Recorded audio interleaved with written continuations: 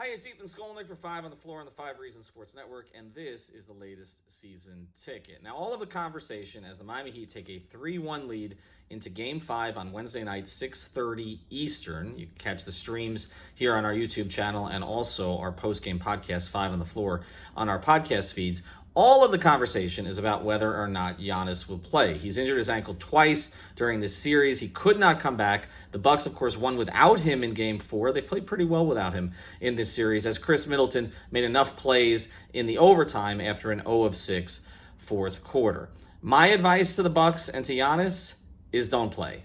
And I'm not saying this because I have a stake in the Heat winning this series. I'm not a fan, as many people know. I'm still trying to be a journalist. But I sat there courtside in 1999 watching Grant Hill try to play against the Miami Heat with a bad ankle. And if you remember that series at all, that was a series that the Heat did not have Tim Hardaway against the Detroit Pistons. So Anthony Carter was actually starting. There was a lot of feeling that if Grant Hill could just get through the series, that the Pistons could win that series against the Miami Heat. Of course, it didn't work out that way. The Heat won the series 3-0. And Grant Hill was never the same. Never the same. Now, he had a very, very long career.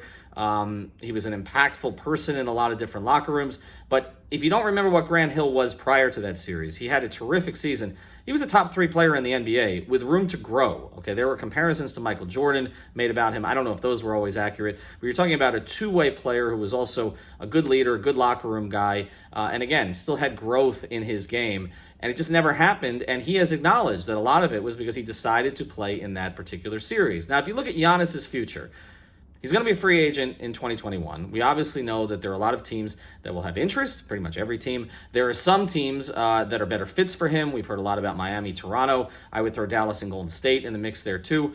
Giannis doesn't have to prove anything to anybody in Milwaukee, all right? Giannis has grown from a player who was not a top 10 pick, who had trouble adjusting to life in the United States and life in the NBA, to working, putting all of that muscle on his body, working at various parts of his game. I know that the jumper still needs to come, but all the other parts of his game to become an elite defender, the Defensive Player of the Year, and also a force on offense.